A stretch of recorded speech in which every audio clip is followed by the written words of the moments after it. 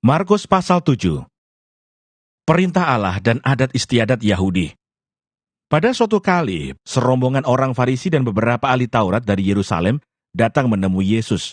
Mereka melihat bahwa beberapa orang muridnya makan dengan tangan najis, yaitu dengan tangan yang tidak dibasuh. Sebab orang-orang Farisi, seperti orang-orang Yahudi lainnya, tidak makan kalau tidak melakukan pembasuhan tangan lebih dulu. Karena mereka berpegang pada adat istiadat nenek moyang mereka. Dan kalau pulang dari pasar, mereka juga tidak makan kalau tidak lebih dahulu membersihkan dirinya.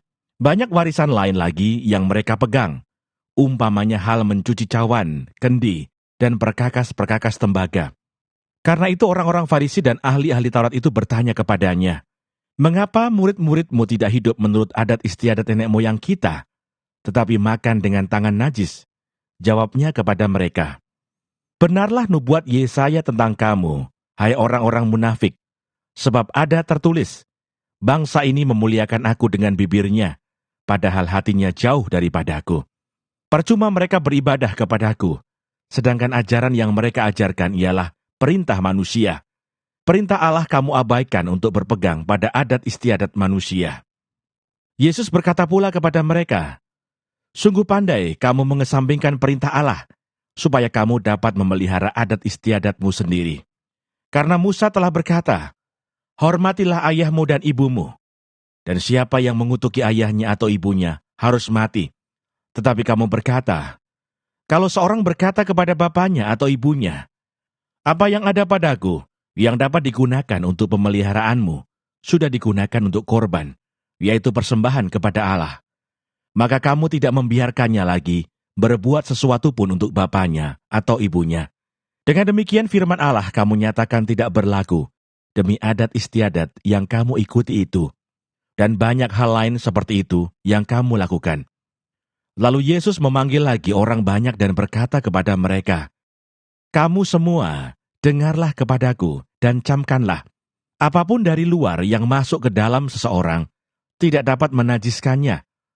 Tetapi apa yang keluar dari seseorang, itulah yang menajiskannya. Barang siapa bertelinga untuk mendengar, hendaklah ia mendengar." Sesudah ia masuk ke sebuah rumah untuk menyingkir dari orang banyak, murid-muridnya bertanya kepadanya tentang arti perumpamaan itu. Maka jawabnya, "Apakah kamu juga tidak dapat memahaminya?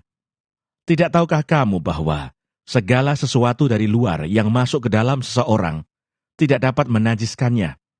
Karena bukan masuk ke dalam hati tetapi ke dalam perutnya, lalu dibuang di jamban. Dengan demikian ia menyatakan semua makanan halal." Katanya lagi, "Apa yang keluar dari seseorang, itulah yang menajiskannya. Sebab dari dalam, dari hati orang, timbul segala pikiran jahat, percabulan, pencurian, pembunuhan, perzinahan, keserakahan, kejahatan, kelicikan, hawa nafsu, iri hati, hujat, kesombongan, kebebalan. Semua hal-hal jahat ini timbul dari dalam dan menajiskan orang." Perempuan Siro-Fenisia yang percaya. Lalu Yesus berangkat dari situ dan pergi ke daerah Tirus.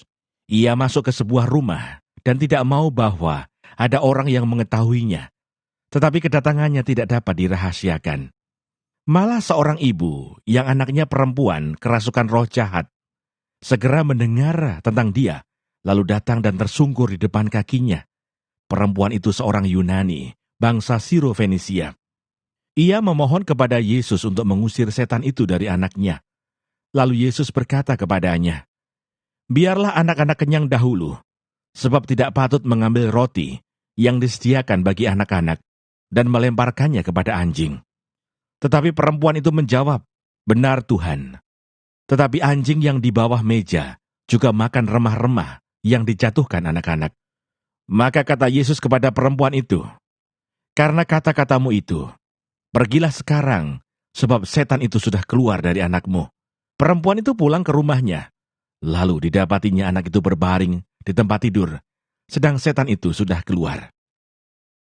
Yesus menyembuhkan seorang tuli. Kemudian Yesus meninggalkan pula daerah Tirus dan dengan melalui Sidon pergi ke Danau Galilea di tengah-tengah daerah Dekapolis. Di situ orang membawa kepadanya seorang yang tuli dan yang gagap dan memohon kepadanya supaya ia meletakkan tangannya atas orang itu. Dan sesudah Yesus memisahkan dia dari orang banyak, sehingga mereka sendirian, ia memasukkan jarinya ke telinga orang itu.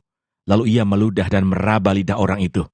Kemudian sambil menengadah ke langit, Yesus menarik nafas dan berkata kepadanya, "Ephata," artinya, terbukalah.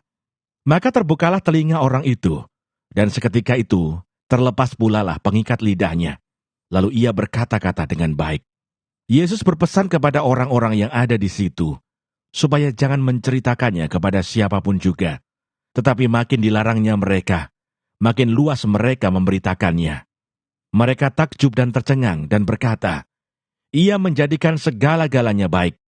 Yang tuli dijadikannya mendengar, yang bisu dijadikannya berkata-kata."